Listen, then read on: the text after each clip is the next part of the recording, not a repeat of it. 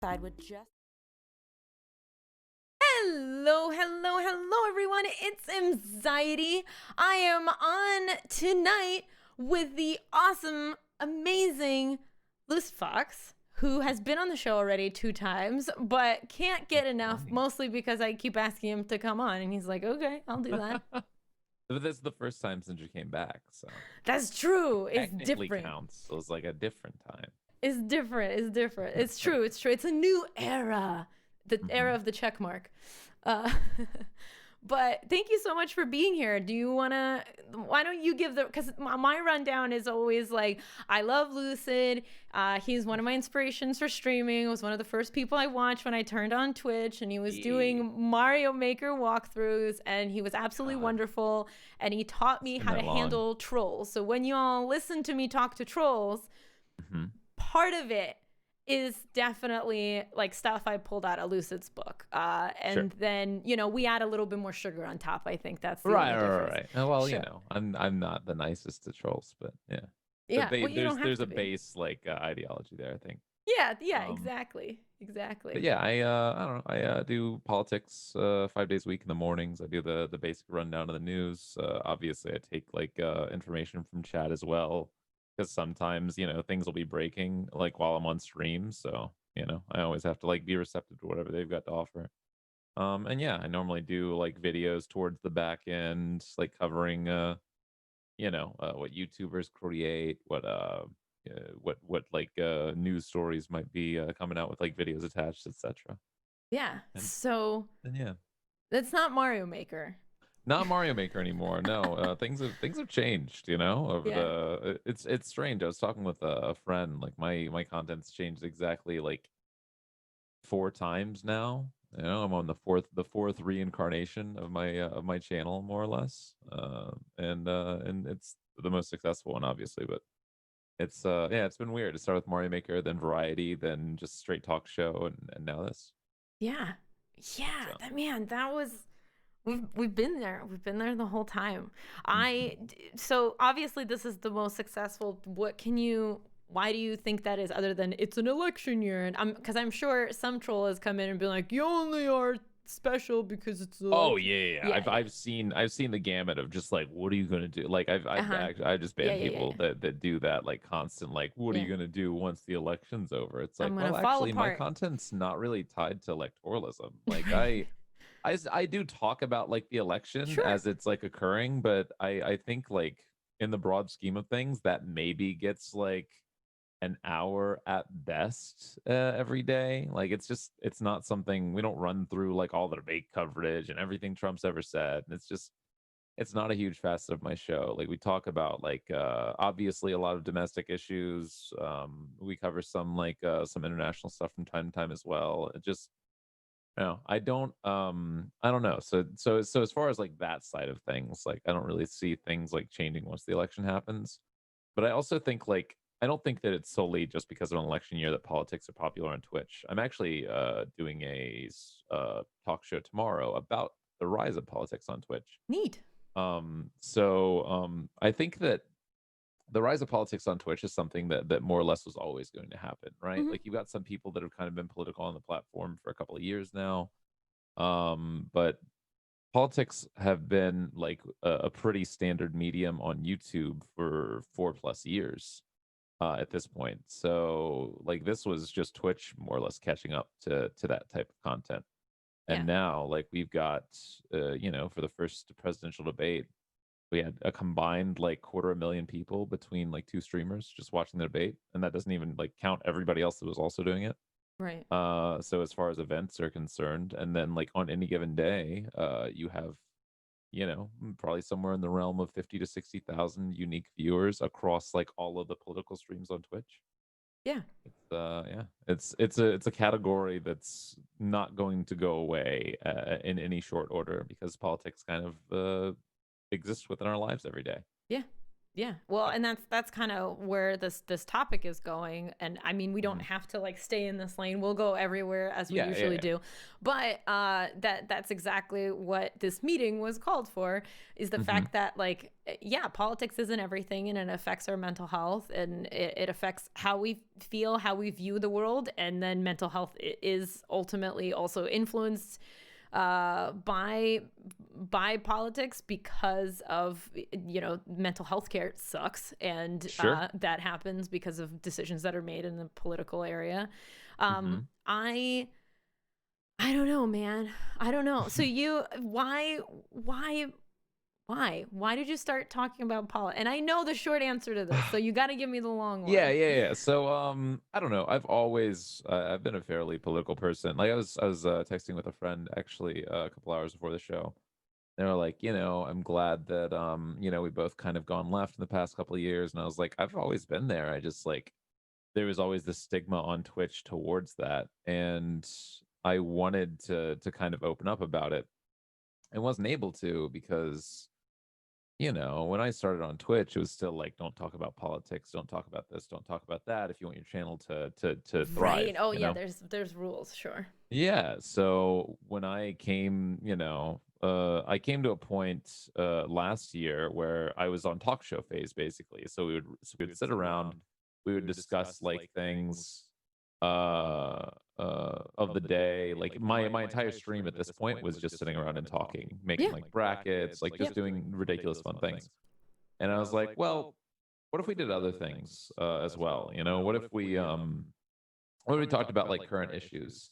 So like last July, I had a the front page where you get like front page every Monday for a month. Sorry, hold on one second. This is a really important thought, and for some reason you're echoing. I'm gonna try to do this. Oh no. Oh no. Yeah. I don't know what happened. I can't hear you echoing. It's so weird. You're wearing headphones. Yeah, I know you did. I didn't do it. You didn't do it. My Go XLR is untouched as far as things. Okay. Be okay with us Zoom meeting. Come on. How about now? Echo chat. Was it your fault? Okay, we're fixed. All right. Good. Okay. All right. Easy peasy. All right. So now go. Okay. So you're not supposed to talk about politics, right? Okay. Yeah. So there was this idea that you just don't talk about politics on Twitch, you know? Like, so I was like, okay. And then like in July, well, a little preface to this, I saw like some streamers coming up in this space and discussing politics more readily, like Hutch and Hassan Abi had just kind of really started and started to gain a following. And I was like, okay, well, and some other folks in the space as well. And I was like, okay, well, let's test it out. So what better place to do it than front page? So over I'd only planned to try it once on front page, and then see how it went. But after the first time, I was just like, yeah, no, forget it. We're gonna do it for the rest of the month. And then it turned from over the course of July, it turned from like doing it on front page and then doing it like one more other day a week to just like infiltrating the schedule until like last August. I just completely did the whole month, and I didn't look back since. Okay. It just became my content. Yeah. Well, so the thing about it is that you would bring up political stuff, and I would I mean, I would see it happen in stream, and I would, because it's such a taboo, I would cringe in the sense of like, here we go. Oh my God, are these numbers gonna drop? Oh my God. Right. Well, the classic example was when the Gillette thing happened, right? Like that was the first time that I really broached politics in my stream. Like every now and then I would touch on it, but the first time I really touched on it was, you know, the Gillette situation. I lost a mod over that. Cause, wait, you know, really? Yeah, you remember Siege? Yeah. We found out that he was very very on the red side of things. So, but you know, and that the Gillette conversation was a catalyst for that. So yeah, that was the first time that I really got like political, and this was months before the whole like front page thing. And that was when I had first thought about like, okay, well, everything seemed, you know, contentious, but seemed like it could work. Yeah, but so.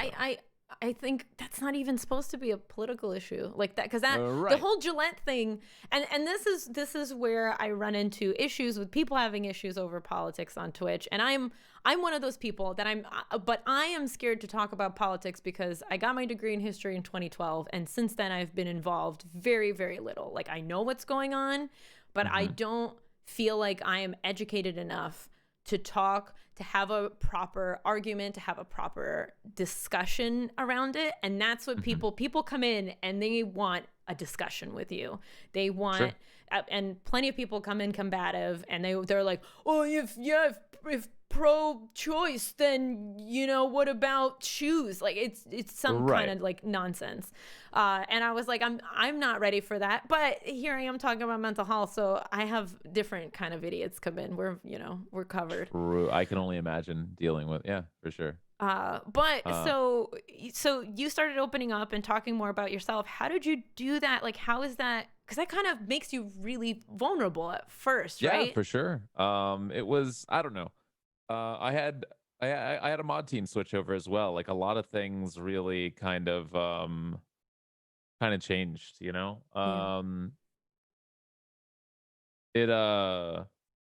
It began as like a much more contentious space, especially because we had done some things on front page. Right. There was a lot more arguing back in the day, you know, in my stream when we first switched to politics versus now. Like, there's still disagreement for sure. But nowhere near like what it was. And I had like mods that were very like put off by that. They were like, oh, well, I don't think I'm going to be able to be here if it's always going to be a contentious place. Right. So, you know, we had a lot of turnover and amongst the mod team. We had a complete turnover as far as like the like, I would say maybe 2% of my community is what it was before I started politics. Like, we've had like, and you know, it was a lot of coming and going. Like, I still have people to this day that are, you know, bouncing out of my Discord that used to be part of the original, you know, back when I played Mario Maker. Right. And that happens. Yeah. I actually had somebody in your community come to me when it just started. They're like, I don't know what to do. I have the streamer and they just started streaming like political stuff, and I don't want to hear it. And I was like, I think I know who it is, but I don't think this person would like want to hold a gun to your head and be like, you have to watch this. I mean, like, I understand, you know, I understand where you're coming from, but also like, he's same old Lucid. It's just you're hearing more of his internal stuff than you used to. He's not just there, you know, you're not just the monkey dancing around. You're not just the clown. You have opinions and thoughts and a lot more depth than a lot of people want to see on Twitch. However, I say that, but you have like I don't know what your average is right now, but it's definitely like beyond. The conversation is no longer like, oh, well, you're going to tank your stream because it's not tanked. It's fine. It's better than ever. Yeah. No, and that's like, that's a thing that I didn't, it's not something that I anticipated. Like, I don't know. Like, I was counseling a friend about their stream because they wanted to change up the content a little bit.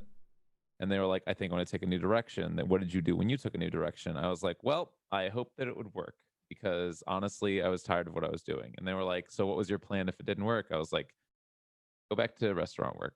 And they were like, oh, okay. I was like, and you know, luckily it wasn't that. Like, luckily instead, like, this has become a thing that's flourished, and we have like a very stable, like very like ingrained community of people, you know. But this was what the stream is now. Like, I joke around with people and I tell them the purge is coming, like, if we ever hit like 1,000 concurrent, because, you know, I'm just like, it can't get past that. Like, we're not allowed to get that big. Okay. just for my own mental health. Like, we're never going to be like one of the large streams on Twitch. But no, all right, you I heard never him. even saw it.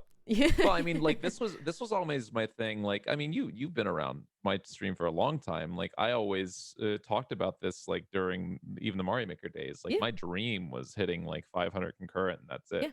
You know. So Oh, even I now, don't it's know like that I far ever and heard beyond. that. I was only there when you were like, man, if we could just, you said it, you were like, if this could just be stable income. And I remember being Yeah. like, Also fuck. true. Yeah. Yeah. Yeah. And that's, I think that's like, that's most of us, right? Like, how do Mm-hmm. I get there? Do you feel like, have you heard the whole, like, you've sold out, and how do you, or not really? Not really. No. I mean, That's good. I'm That's good. also I'm very transparent with my community as well, right? Like I tell them pretty regularly, like I'll share what my sub numbers are, I'll Yeah, same. share I'll share what my ideas are, like post because right now like I'm paying off bills, right? Like Yeah. I've got a lot of credit card debt that's accrued, over the past few years. Trying to, make a career out of this and also like stay above water. The wife, broke her hand last year. And in doing so, kind of like, and right after COVID happened. So in Oh, all of that happening, like what else was I supposed to do? Like so right now we're paying down all that debt, and then I've been very like transparent with my people past that, like once that happens, I have plans to start like working on community projects in Austin, like to help people. That's my main goal, is to foster like community connections and mutual aid so that we can, help more people out there overall. that's So awesome. so yeah, I don't think we have like anybody that like thinks, I mean, maybe, maybe there's somebody out there in my community that just like lurks and curses my name every day. I'm sure But there's all one right, all right. everywhere. I'm sure. There's definitely hate watchers. There's a guy that's Sure. been watching me for like 7 months now that still DMs my mods every day. But Oh like God, I'm so sorry, Moth. it is what it is. It's funny. They link what he says in mod chat. So, but like I don't know. Like I haven't heard any vocal dissent of just Okay. like, you're a sellout, because it's not a thing that I want to do, Yeah. Like I'm very like, even with my sub goal every day, I'm very realistic with chat. I'm just like, this is how I pay bills. This is how I pay Yeah. my, like, I'm the only person working in my household. This is how I pay bills. This is how I pay rent, and this is how I take care of the dog, Yeah. Yeah. So yeah. Uh, in that same, or I guess separately from that, do you find so a lot of people come in and generally, like, I look at your chat, like you said, it's gotten a lot less contentious, a lot less arguing with whose side you're on and everything. Do you feel like, I don't know, like, can the argument be made, and I'll answer it, I don't think so, but can the argument be made by someone that like, you're in a bubble and like everybody left leaning is over there, and so you're all agreeing with each other, and There there's always that argument's normally made by conservatives, but realistically, there's so much. It's funny because part of it seems like projection, but part sure, of it also just seems like this otherization of people. But right, the realistic part of it is there's much more in common with most conservatives than there are with leftists, at least online. okay, In real life is a very different thing. Like in sure, real life, like most leftists are on the same page because we're all yeah, trying to achieve the same thing. But the what happens online is you have a very interesting space in which, one, people have to like try to set themselves apart as like, whatever their specified ideology mm-hmm. is. And then if you're a entertainer or creator, you have to build a personality and a brand around that thing. And then, most of the time, if you're interested in this specific ideology, then you're informing about that ideology, like on in your your stream or your YouTube or whatever it is. Mm-hmm. Mm-hmm. And But sorry, go ahead.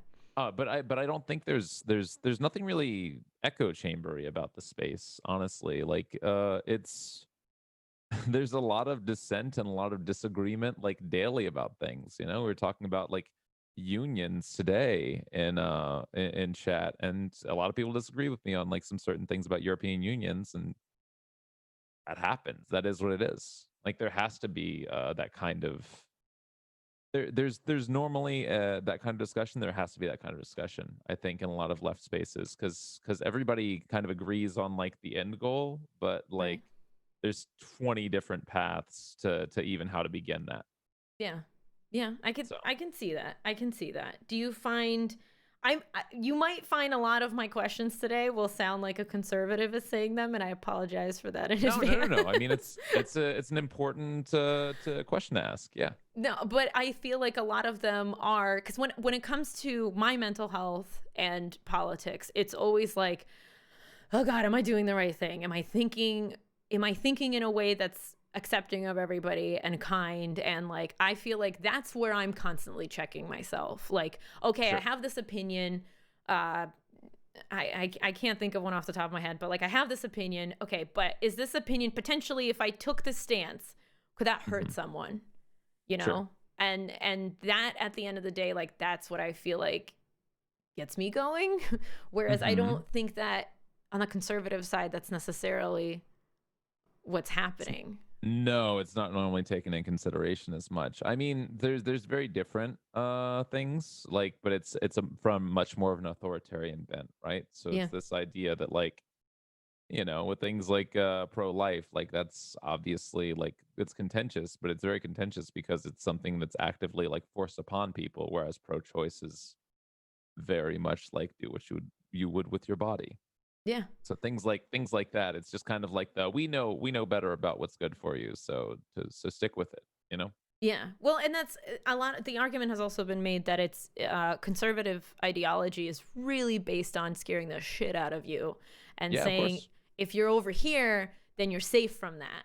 But if you go over there, they will willy-nilly let you abort babies like you wouldn't, you know. Of course. Yeah, there's quite a bit of fear-mongering, especially now. Like that rhetoric. I'd like to say that rhetoric wasn't as charged like 10, 15, 20 years ago, but a part of me knows that it was. It just, I think social media kind of amplifies it, right? So, yeah, it's quite a bit.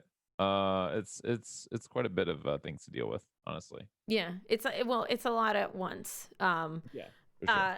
And hey everybody who's in chat, and mods, I want to make sure that I did make this clear, and I'm sorry if I didn't. We're kind of loosey-goosey on the rules because I want to make sure that like Lucid's community feels welcome with their snark and political stances here. Because what's happening is that we generally keep direct discussion. So we'll talk about political topics, but we like won't say a politician's name or won't specifically say like this, don't have this opinion or something like that. It's more about like, how does this make you feel? How does this situation make you feel? How does this push against your... So that's where we're... No, did somebody say no rule? Oh, shit. Gotcha. Standing down on troll watch. Yes, yeah. So more trolling is allowed as long as somebody's literally not coming in and being like a complete douche nozzle. Sure. Yeah, snark. No, none of... How dare you? I'm one of you. No, snarky can't be snarky. But past that, I think we're good. I think we're good. But yeah, so to go back, and I've been having this discussion. I threw it out on Twitter, and I'm seeing a lot of the argument like, hey, if you're a conservative, I can't even talk to you anymore. You know, like I can't, if you're going to vote for Trump, I can't even look you in the eye because like you are against my rights, you're against trans rights, you're against choice, you're against, right? And I believe that as well. Like I stand there and I agree with that. Like the things that I hear from the conservative side generally make me very upset more than I'm content with them. However, I still have freaking friends who are going to vote for him. Yeah.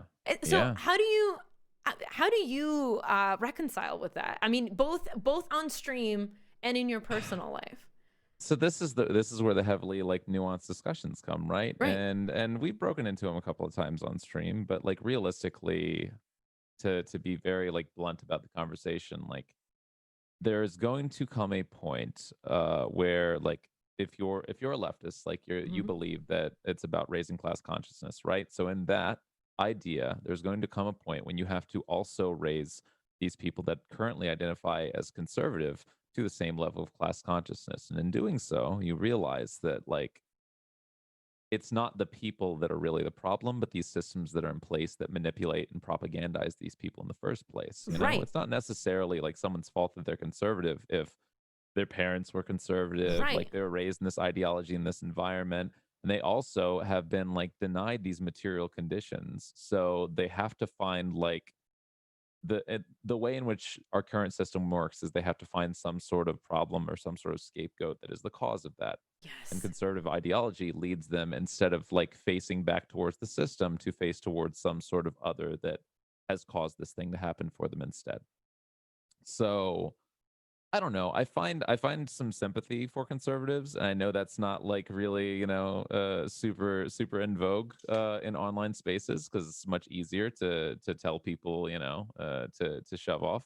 Right. But we have to have some sort of like sympathy for conservatives, because otherwise, like, what happens to conservatives if you like start to move towards a more progressive society? You know, Right. how do these people learn otherwise? Yeah. So how That, do but you help folks if like these people, like, I've seen people talk about the idea that like, well, if they're voting for Trump, like, I hope they get all they deserve. And it's like, well, that's not like, these people need to be taken care of as well. There's right. a reason that they're conservative, and it's not because they're well off. A lot Right. of people that are conservatives are poor and rural, Right. you know? Yeah. And so how do you help them like escape that ideology? And it's an important question that I think needs to kind of be addressed more in online spaces. Yeah. So First of all, brilliant. Thank you so much. That was yeah. awesome. Thank you for all of that. No, but that's exactly it. Like, I feel like we've went from a place where like, I'm not saying you have to accept conservative values and be like, those No, are God, fine. no. Yeah. Because I don't want somebody to walk away from this and be like, oh, you stay over there and we stay over here. I don't think Hmm. that we're in a position politically, socially, like, our social awareness is at a level where that's no longer possible. I do believe that there Sure. is like there's ultimately discussion and clash to be had about it. And I want Sure. to be able to have those discussions and have those clashes, because that's how I weed out, like, what person am I talking to who's reasonable, who might just feel this way or be voting because they're red and their parents or whatever. How do I Hmm. weed out like that person versus somebody who genuinely just like hates people? Like, I don't I Sure. don't Sure. really Well, even know how to again, like, describe it.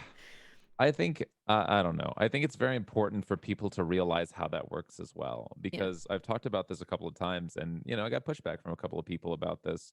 But like, my brother is a work in progress. He's voting Trump, and there's nothing that I can do about that. And I Yeah. have rationalized that to myself to understand it. Because realistically, if I go to him right now and I sit him down and I'm like, hey, listen, here's what's going to happen. Like, it's just going to galvanize him towards his position, and he's still going to vote Yes. Trump anyways. And there's no Yes. way that I'm going to pull him out of that mindset. But if after the election we sit down and I say, hey, like, I don't think he's going to be the swing vote in Texas for Trump. Okay. So after the election, if we sit down and I have a conversation with him, and I actually, like, we humanize the conversation. I say, hey, listen, like, I know you've gone down this like path over the past couple of years. How can we find some common ground, and how can we get out of these things? Like, I'm gonna my plan, take him to the range, because on the leftist side of things, not on the Democrat side of things, but on the leftist side of things, guns are pretty cool and okay, actually. So that's my plan. I'm gonna sit him down and be like, hey, let's find some common ground, let's find some core values that we can kind of agree on, Hmm. and really go from there. And let me show you that, like, the ideology that you've currently accepted isn't really going to get you down the path that you want to go, especially knowing like the kind of person that he is. So Right. I remember I had a friend in college who, and she was a woman, and she told me, she goes, well, how could you be pro-choice? And I remember mhm. looking at her and being like she was from a different planet, because I was like, how could, as a woman, how have you internalized this, that this is okay with you? And we had a conversation about it. And at the Yeah, end of it, I'm not saying like I turned her or changed her, but I definitely saw, as we were talking, that she didn't have all of her facts straight.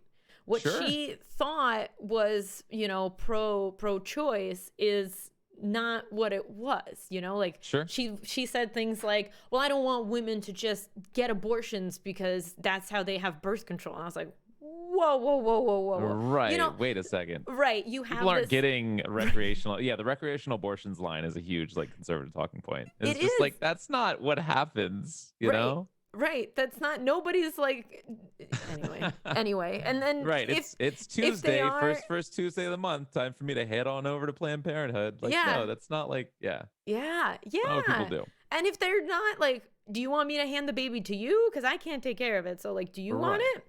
I don't think you do. And there's there's like, there's a lot of misconception and a lot of like very surface deep ideas that exist for people. Like, people that are very deeply rooted in ideology aren't the average American voter. Most American voter, like average American voters, Democrat or Republican, touch on a few key issues and more or less like just kind of vote based on those things. Like, they're not like, hard set in this ideology of just like, okay, well, I know exactly what this is, what this is, what this is.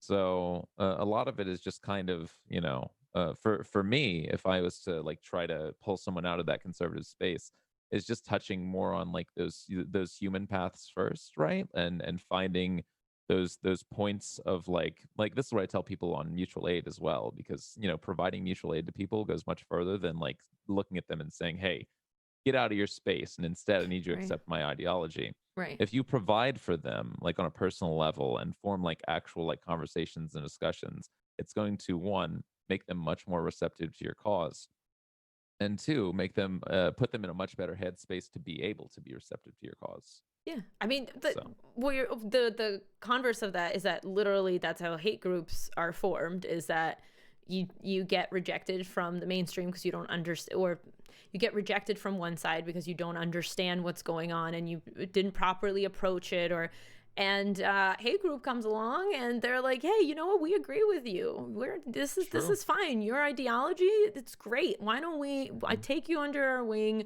and we want more of this conversation from you, and we're not going to argue with you or tell you that you're wrong, we're just going to continue reinforcing what you believe. And Sarah Silverman said it this weekend. A lot of people have been quoting it. Like, people go where the love is, and if you can provide love for them from from, like you said, finding those human values and kind of, I don't know, like, for lack of better way of saying it, like getting to them first.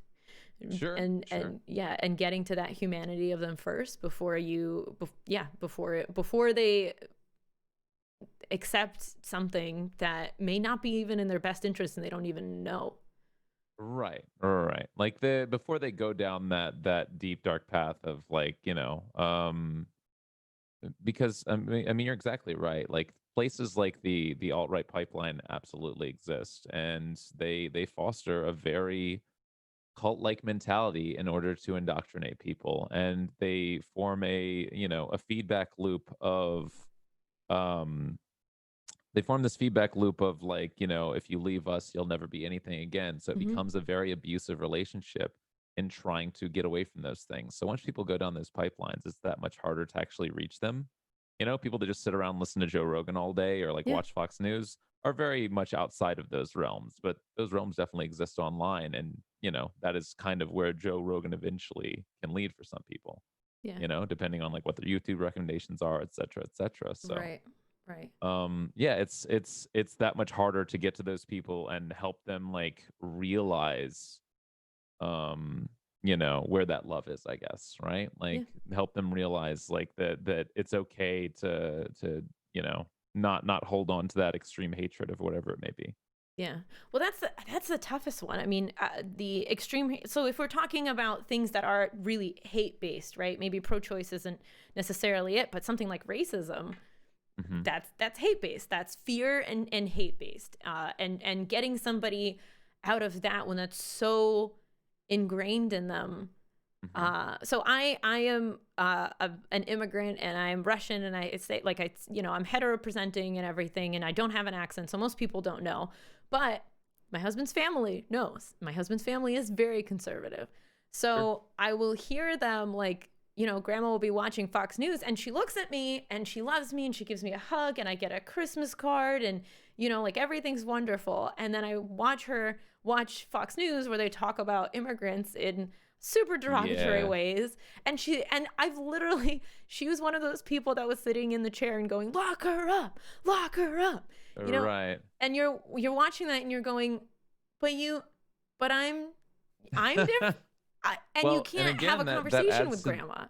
Yeah, that adds to the humanization aspect of things, right? Like if they can see like people in real life, like obviously like they're, those people they understand as people, but like if there's no point of humanization for people like outside of that, like, be it online or be it like watching TV, then it's much easier to dehumanize those groups. That's why it's easy for the right to propagandize, use things like the other, like people coming across the border, et cetera, et cetera. Hmm.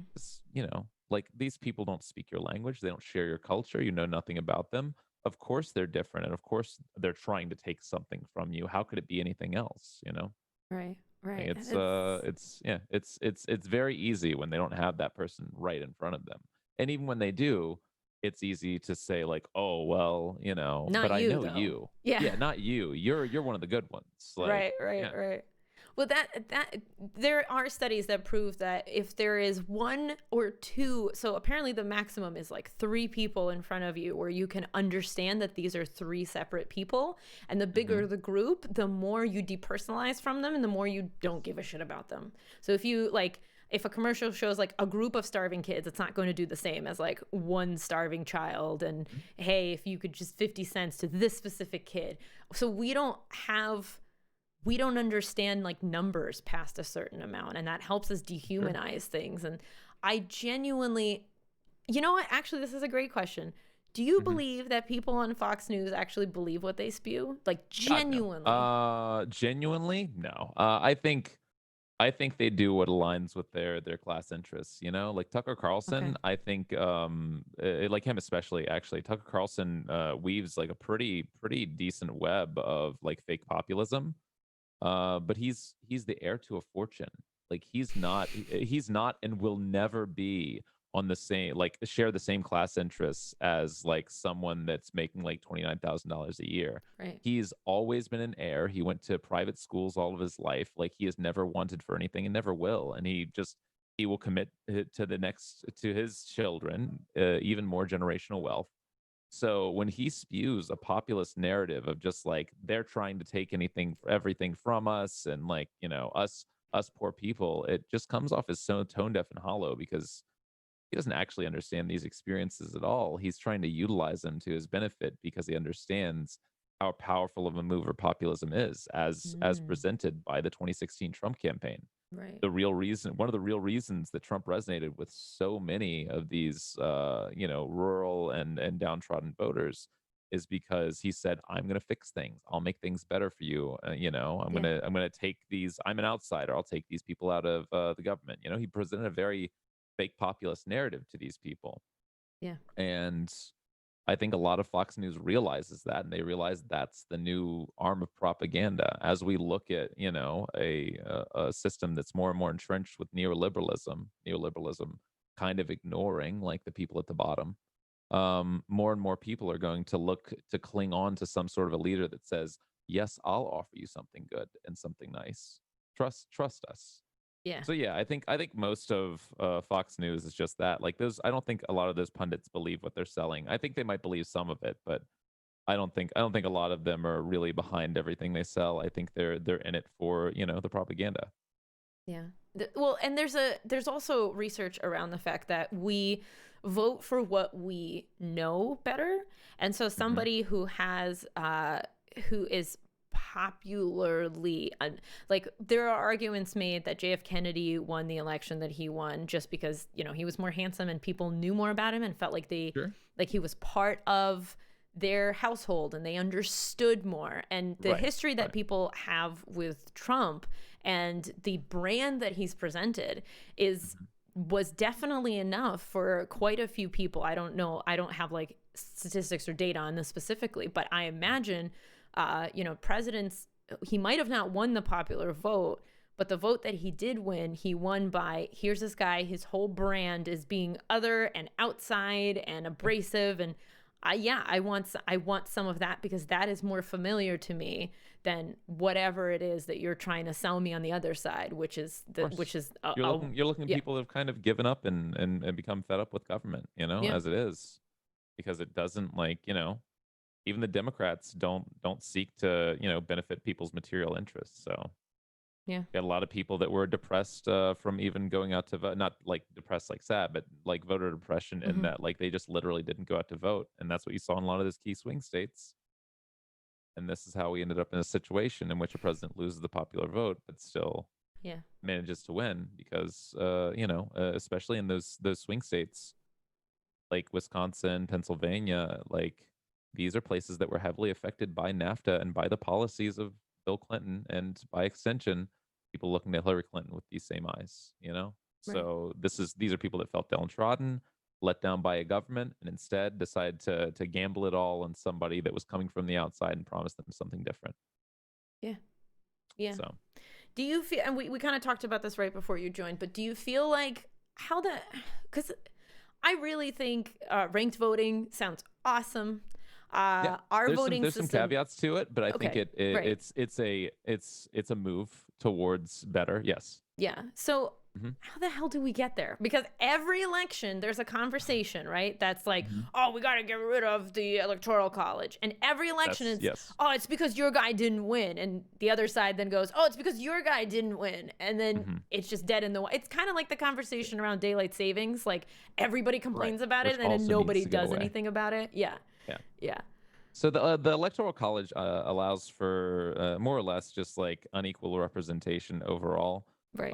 It's born out of this idea, and the thing that Republicans will always use is a map, right? And they'll be like, but look at how big the map is, and how many of these states wouldn't be represented. And it's like, well, most of the states don't have, like, Montana has less than 1 million people living in it. Right. So, and I know that like they don't have as many electoral votes because of that, but still, like the electoral college being able to swing in such a way because like you grasp up those states is highly ineffective. Yeah. And then the other conversation becomes, well, then all the big city like elites are going to have all the voting power. And it's like, well, realistically, like if you have more people that are centered in metropolitan areas, you would want to like most benefit like those metropolitan areas in terms of advancements. So yes, like there's still going to be an overall like support, but like the electoral college does not help with the popular vote. And this is proven. Like the electoral college has now swung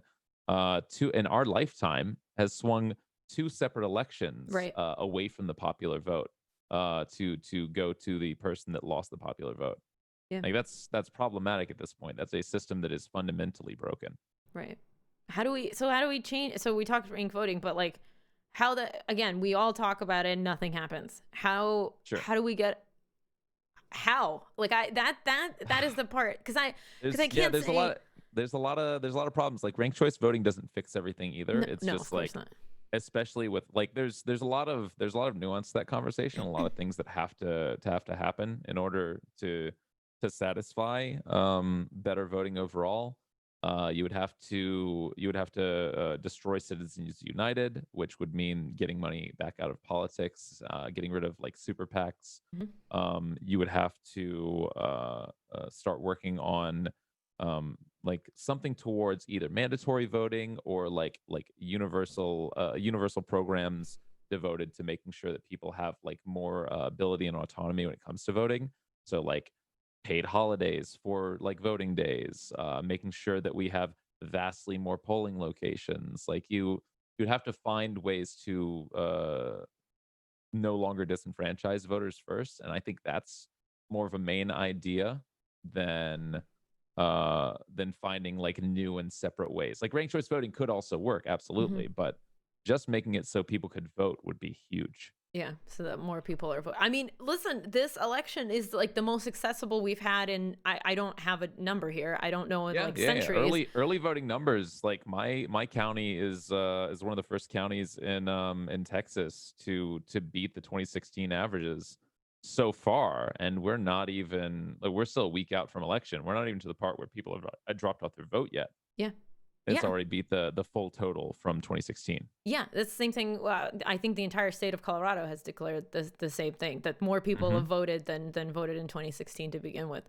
That is, and that's access. Huge. If I don't have to leave my house and it's delivered to me, and let's say I don't trust the mail system and I have a place that I can go and physically put it in a box that I'm comfortable with putting it into, that is all access.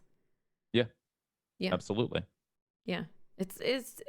We're And like, Yarod's completely right. Like, one party benefits from people not voting, which is the real problem here as well, which is why you see a lot of voter suppression, voter disenfranchisement. Yeah, that sucks. When that, like, yeah, it's such a like somebody came to me today and tried to have the Russia conversation. And I was like, we do enough on, like, that's not to say that Russia doesn't interfere in our elections. Of course they do. Like, everyone wants a shot at the global hegemon, but like, realistically, there is no country that's better at subverting democracy than us. We're the best at destroying our own elections. We're the best at suppressing the vote. We're the best at all those things, and we'll continue to be. So, yeah, it's a problem with the system itself. Yeah, the two-party system was not supposed to exist, and it's here. No, God, no. Yeah, it's here. This is kind of what we've fallen into. Yeah. Yeah, and I don't. That's another one that I'm like, I don't have an answer on who's out there going to change it. I don't have if we just do this, because my answer for a lot of things is go out and vote. Go out and vote. Go out and vote. If you can, do everything you can. Go out and vote. But those are the kind of things that, like, I would hope that the people that I elect would vote appropriately if this question ever came up. But if the question never comes up, then nobody's voting on it. And it's such a, like, Marvel bad guy, like, cliche where, like, the bad guy is like, oh, you won't have me, well, I'll break your system and show you how wrong it is, and in that way you will be forced to vote for me. Like, it's like, it's leaps, it's psychological leaps, but then it also isn't. Yeah, for sure. Yeah. Oh my gosh.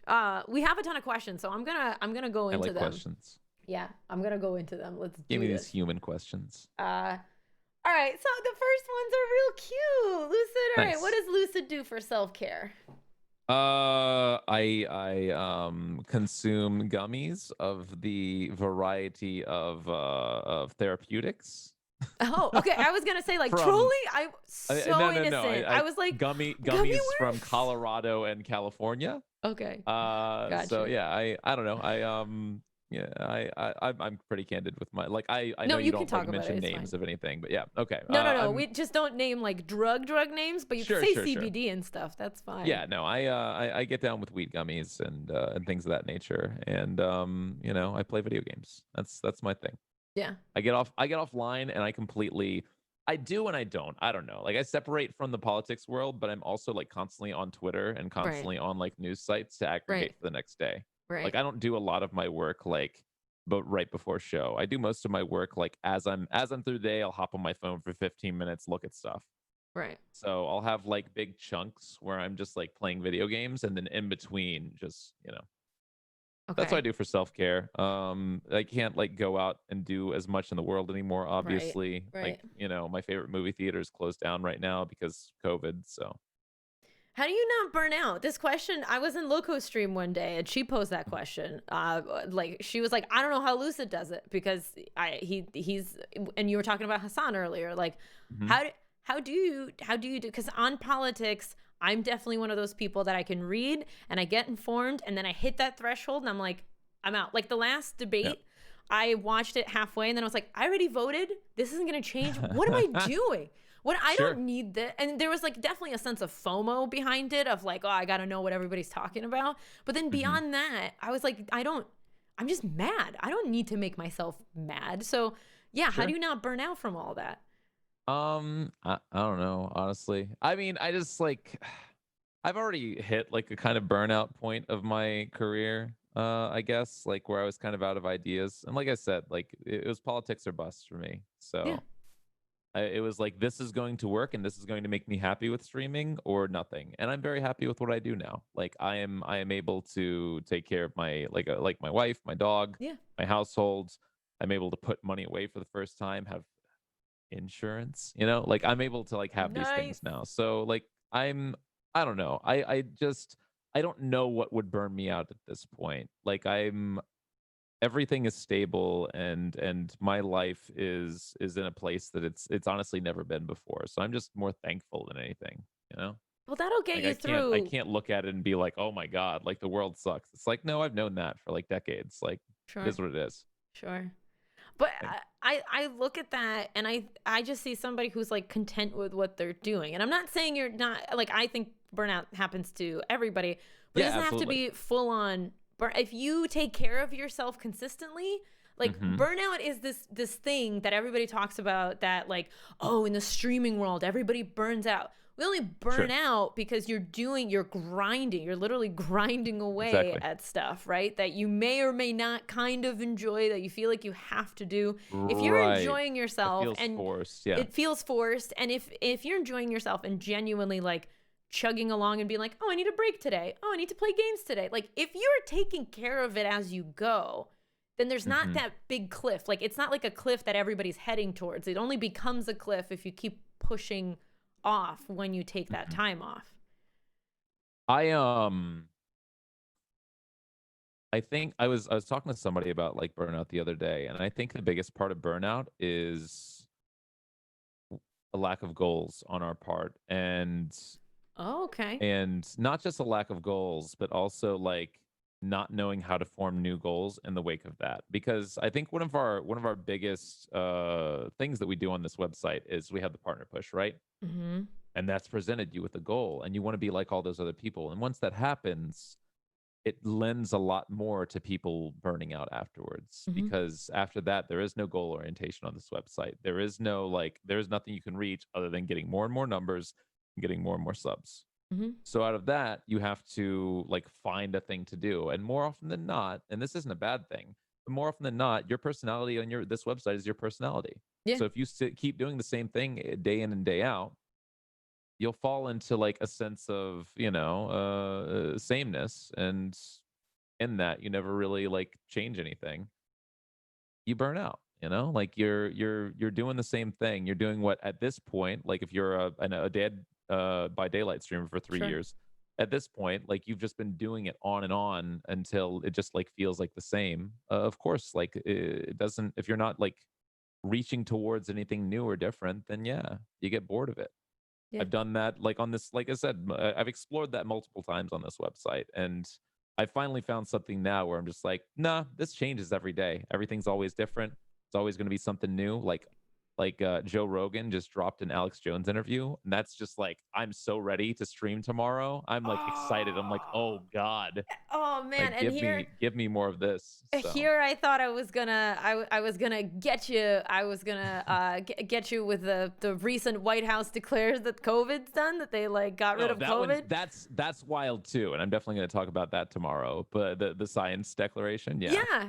No. Like that's also wild. But like Alex Jones is just like, he's the biggest meme of a man, and do you have like a personal interest in like how he just like he's such an interesting human. So if you don't know this, Alex Jones literally used to do public access here in Austin back in the 90s. Like he was actually pretty like, he was pretty ACAB, like he's pretty like, the government's ruining things. He was kind of the same as he is now, but definitely not the same like kind of grifter, and more just like, hey, the people need to know like what's wrong with the system type of guy. Like very much seemed a lot more left leaning. And now he's just kind of gone off the rails and done it all for the money, right? Like he's selling oils that you put into tap water to kill like the chemtrails or whatever. So I think he's very aware now that he's doing this all to scam people. But back in the day, it seems like he had a genuine interest. But it doesn't change the fact that throughout all of this, he's been a genuine entertainer and an entertaining like person. So like I always posit, and a lot of us do, that like if Alex Jones hadn't have turned to like the conservative grifting, he would probably be he is the Andy Kaufman of this era. He's just he also just happens to steal a lot of money from people, and put people down a dark path with bad information. But he is very Kaufman-esque in what he does. Like he's a very strange and unique human.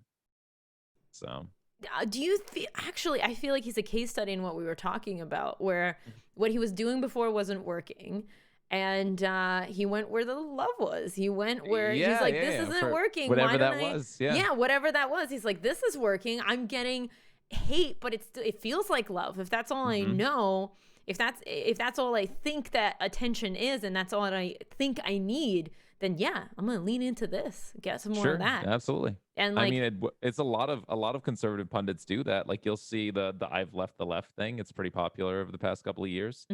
Dave Rubin and Tim Pool, et cetera, and all of that is just like realizing that they can make so much more money doing this thing. It's like the Lincoln Project. I despise them. Sorry, anybody in chat that thinks that they're allies. They're not. But like the Lincoln Project, literally, Rick Wilson said 2 weeks ago, if we wanted to make money, we would be doing conservative things. And I was like, that's actually incorrect at this point. The real money is trying to sell liberals hope, and people that vote Democrat hope. And that's exactly what they've done, to the tune of paying their own companies out $24 million just in the past quarter alone off of donations from Democrats. So it's just like, now they're also talking about making their own like news network.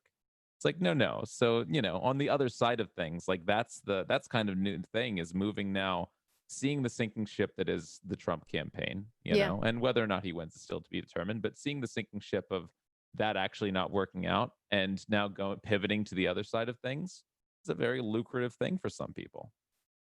Well, and I'm also thinking in the sense of like, oh, you weren't listening to me while I was a Democrat. I'll show you. I'll be on this side, and I will get it's in spite of, you didn't believe me when I was liberal. You didn't believe me when I was a Democrat. You didn't believe me when I was leaning towards the left. You didn't, you didn't care for my opinion. I'll show you. Right. Yeah. Now eat this kind of thing, Yeah, no, absolutely. All right. Back to questions. Sorry. Very good. Wurzel asks, I've been watching a few months now, and it seems like your community is well established, but what was your expectation for your community when beginning your political career on Twitch? I don't know. I didn't really have an expectation. I figured we'd see where it went. Like I said, I lost countless mods, some of them just didn't want to deal with because there was a lot of animosity towards the beginning there, and it cooled off a lot once we established the community. But this was a very like changing, reactive environment at first. Like I said, maybe 5% of my original community stuck around. So most people have filtered out. I have like 3 47-month subs. And that's it. Like everybody else, that was there from the beginning just kind of filtered out. And so I don't know. I didn't really have any expectations. I figured we'd see what would happen. My math is bad. Is that 5 years? 4. It's 4 years. 4 years. 4 years partnered. Yeah. Noise. 4 years partnered. It'll be 5 years in April streaming total. Yeah. Dujo PP asks, how do you personally decompress? Okay, but then okay, so they had that question and they redid it with boxers or briefs. So you know what? Just answer however. Okay. They redid it with boxers or briefs? Boxers versus briefs, yeah. No, they're both systems of control. I don't believe in either of them. You just not wear underwear? Yeah. I mean, listen. Yeah. All right. Yeah. Why? Listen, we're in COVID times. Undergarments are completely optional. So exactly. I work from home. I'm blessed if I can actually put on pants like any given day. Yeah. Like we'll walk into I have shorts on. Mxiety, obviously. Yeah, I'm wearing yoga pants because why the not? I did a serious interview recently, and I had a jacket on and sleeves rolled up and a crisp shirt underneath, and then yoga pants because I could. Yeah, it's fine. We're work from homers now. It's okay. Yeah, why would you do it any other way? King Ninja asks, are you a fan of Ruth Bader Ginsburg? Absolutely not. All right. Was this a setup? Right. No, I don't think so. I think there's a lot of people that absolutely have love for RBG. I'm not one of them. I think she there's a lot of just long story short, there's a lot of problems that I have with her. Biggest one is that she put us in the situation that Amy, there's a direct correlation to her not stepping down and Amy Coney Barrett being nominated yesterday and confirmed yesterday. She had not 1, not 2, but 3 opportunities under an Obama administration to step down and allow him to nominate a new Supreme Court justice. 2 of those times were during a time when we had full control of the Senate. So I'm not a fan, honestly.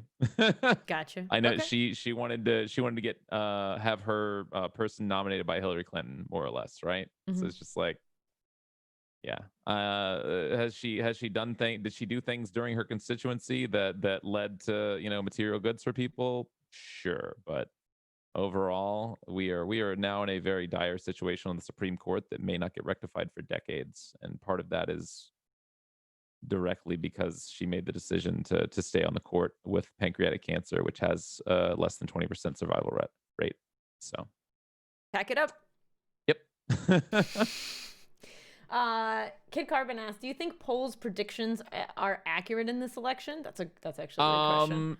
So I actually talked about this today. I think they're indicative of how people might vote. I think from what we've seen so far, it looks fairly good for Biden. That being said, early polling, it's important to realize that early polling for Hillary Clinton looked good as well. But we didn't near have this as much sample size of early voting during Hillary Clinton because there weren't near as many absentee or mail-in ballots going around because there was no COVID in 2016.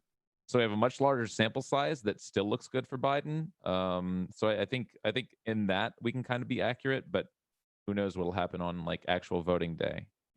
There's a lot of government worry right now and a lot of watch lists that have like very high odds for people getting involved in voter intimidation, things of that nature. So I don't know, we'll see. I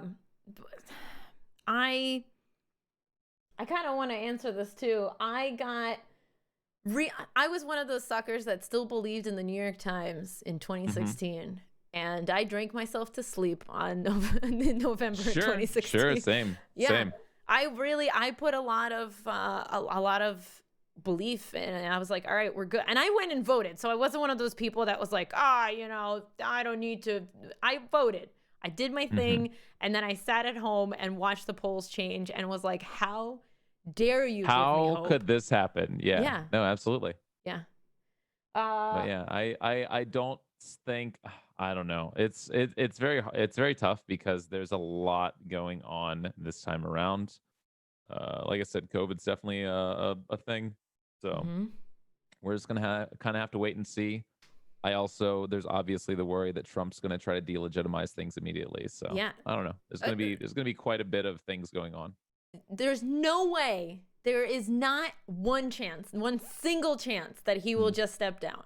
Like I mean, yeah, I think there's going to be a lot of, especially given the fact that it's going to take upwards of a week for a lot of absentee ballots to be counted. Like, yeah, there's going to be a lot of furor, I think, the first couple of days. It's not going to be pretty. If there's not a very decisive victory on the first night, we're in for a very hellish week. I think that time after. Prepare your butts, everybody. Yeah, it's not going to be fun. No. Sleep Sonic Sleep Sonic Titan, yeah. Oh, it's Sonic Titan. Yeah. You nailed it. Good job. Okay. That's one of yours. Do you think the widespread idea that individuals are responsible for their level of wealth causes a lot of anxiety and mental stress about being a failure for not achieving a standard of living that is impossible for everyone to have? Yes, of course. I mean, that's not, I don't want to say that's capitalism in a nutshell, but that's definitely a facet of capitalism, right? Like this push to have more and own more is absolutely, like I said, I provide for myself. I don't want to be like one of those people that has like thousands and thousands of viewers. I think that kind of like, that's mind poison at some point, right? Would it be nice to be able to deal with that amount? Sure. But yeah, it's the keeping up with the Joneses mentality, of course, Snarky. Like, would it be nice to be like at that level? No, not really. Both from like the monetary aspect would be neat, but like, what would I do with that money?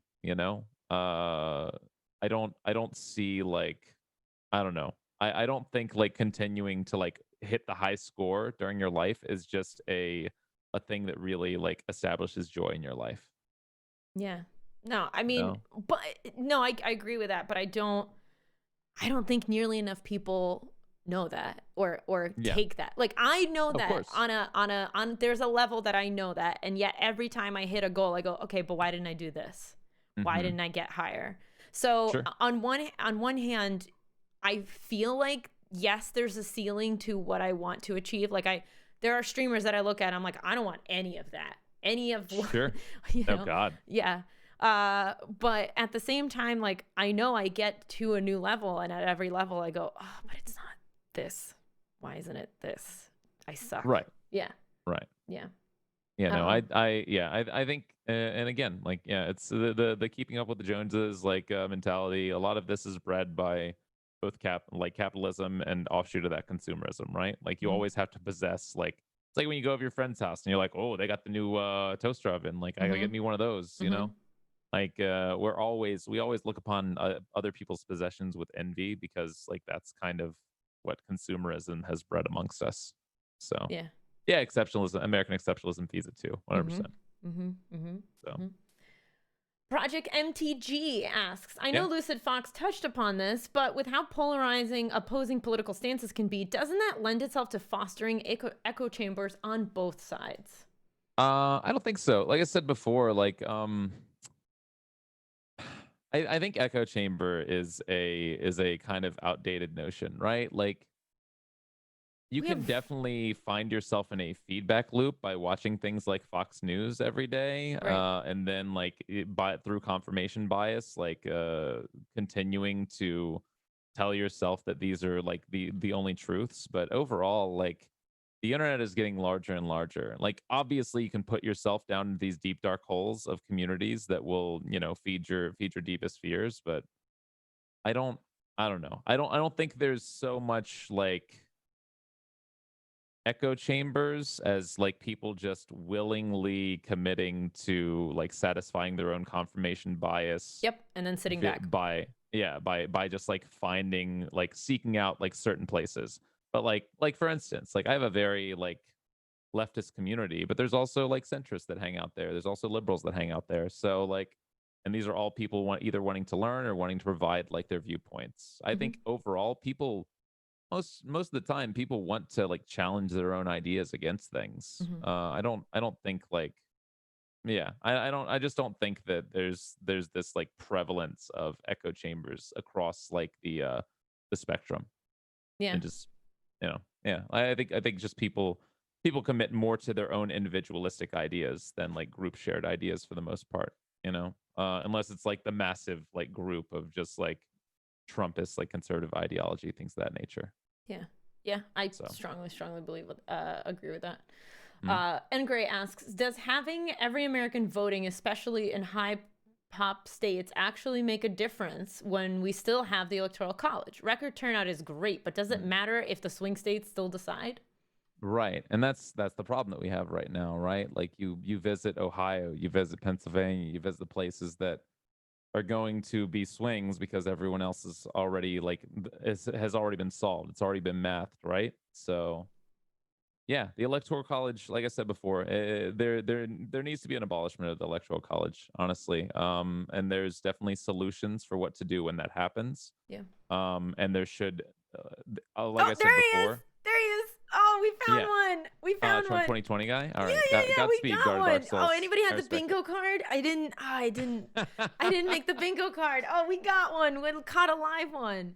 Nice. Oh, man. I was waiting. I don't know. You know, go on and have fun, Dark Souls. I hope I wish you the best, and I hope you really get out there and vote at that polling station, huh, bud? I just. Man. You didn't even give me half of the full Lucid anti-troll response, but it's all right. It's all right. Right. It's late. But you're tired. so yeah, like, the Electoral College needs to be abolished. Like, it's not representative of the people's vote at this point. It obviously needs to be tied to other measures as well, like getting money out of politics. But yes, short answer: the Electoral College is no longer useful in the society that we currently live. And if you think otherwise, then it doesn't make sense for rational like most Americans that actually have a stake in this don't live in rural areas, so they have nothing tied to the Electoral College other than, like, their side winning. That's because most people that support the Electoral College still sticking around are Republicans. So, and also, God and Dark Souls just wants to play the hits. They actually don't believe anything they're saying. I know. just kind of rolling out all the talking points. I like it, and I love do it, man. too. It's good. It's nothing. Good. It's nothing it's nothing new or like challenging, but I love what you're saying. Yeah. But again, bingo card would have been great right now because those are everything that would have been on the bingo card. So I feel pretty good. Yeah. Feel pretty good about it. It's like I'll say that's the funniest thing about doing politics is seeing people like that come in, because at this point we've kind of like developed the NPC script, right? Like it's just people that say the exact same things, and they run out of like their talking points to say, because obviously they're looking for some sort of a rise out of you. Sure. And then that's it. Like the very few trolls come in with like a new like bent at this point. It's the same. They're just kind of solved. It's the same for mental health. It's the same. We have our bingo card is like depression isn't real. Medication is for weak people. Yep. We have those, and then the Keemstars. Yeah, the Keemstars. Yeah. If that's not somebody you want to be connected to, I don't even know what any of this is for. What a guy. What a guy. Okay, Wild Flowey asked, Lucid, can you tell Carl I said hi? Yes, I will tell Carl you said hi. He is downstairs, but yeah. Excellent. Okay. Larch asks, how do you think a UBI would influence the stress of people? What would that do to the politics we have? And would we see similar stressors because this kind of turnout in future elections, or do you think that UBI folks would fall into a comfortable complacency? I don't think UBI folks would fall into comfortable complacency. I also think it very much depends on how the UBI is funded. Obviously, like we talked about Andrew Yang's UBI, and like months past. God, feels like it was years ago, but primary season was 9-10 months ago. Who knows? Yeah, but I think depending on how the UBI is funded, depending if it's made like universally, like when we're talking about a UBI, it would have to be made like a completely universal program, no means testing whatsoever. So that would also be very important. But yeah, given all those factors, I don't think that it would lull people into complacency. I think it would actually, if I could offer a kind of, I don't know if it's a hot take, but it's definitely a kind of introspective take on that. I think it would make people more politically active because they would have more time on their hands. They would have more there would be less stressors in their life overall, given that some of the material conditions were being met that weren't before. They would be able to, take on a job with less overall like stress upon their life. And I think, I think it would allow for people to have the means to educate themselves more, honestly. Yeah. UBI is universal basic. Thank you, Bliffle. Yep. What's interesting to me is I always kind of crapped on Zuckerberg because, like, who doesn't? Yeah, of course. But then he did right. And then he did a speech. He did the commencement speech for my friend when he was graduating Harvard Business School, and he talked about UBI, and I was like, son of a gun. I didn't know. Well, the thing is, like, technocrats also want UBI for different reasons, but yeah, like it's not. They're not doing it from the humanitarian bent, and normally never are. It's like the same thing for why they do charity, right? They do charity because of optics. They want these things, like even Elon Musk argues for a UBI as well. They want these things for very different reasons for the public, and they want them because it would commit to them not having to give as much. Like of course he's for a UBI because the more that the government can provide for people and the less that the business can or business has to, the more the business stands to benefit and profit overall. So yeah, they also want these things, but they want them for, like explicitly different reasons. By the way, thank you everybody for the subs and everything during the interview. It's very, very, very sweet. Sleepy Sonic Titan, thank you so much for the gift subs. That was very, very kind and generous. Monkeyism, thank you as well. It's very kind. Thank you. Nice. And Sleepy Sonic Titan asked another question. How can someone connect with other leftists IRL instead of just being the only one in their group that discusses politics? I think there's a lot of options that you have. You can talk to, you can sign up for your local DSA, join an org, Hit up IWW as well. There's a ton of different organizations that you can become a part of. If you're looking for people out in real life, that is a little tougher during COVID times right now. Right. If you're looking for people online, obviously there's leftist streams that exist like my own. I normally share my community with multiple other like leftists over the course of the month, and try to raid into them. So you can find those online communities. But yeah, once there is no more COVID in 5 years, you can go out in the world and find some leftist friends too. Love it. So, yeah. Love it. Well, Lucid, do you have any closing remarks? Because it be that time. I don't. I think it was a lovely time and a good conversation. I don't think I have any. Come hang out in the mornings if you all want to like sit around and learn. Yeah. I can be rough around the edges depending on the day, but try to be as informative as I can as long as people are in good faith. Awesome. And we love you for it. I'm sorry I didn't spam that link more. Now I'm over spamming it, but too bad. I normally spam it throughout. But anyway, you get the gist. Please go follow Lucid. And he's on in the morning, so it's a great way to start your day. It's over. I'm sorry. But we will be right back. Thank you everybody so much for being here. And we'll see you in a hot minute.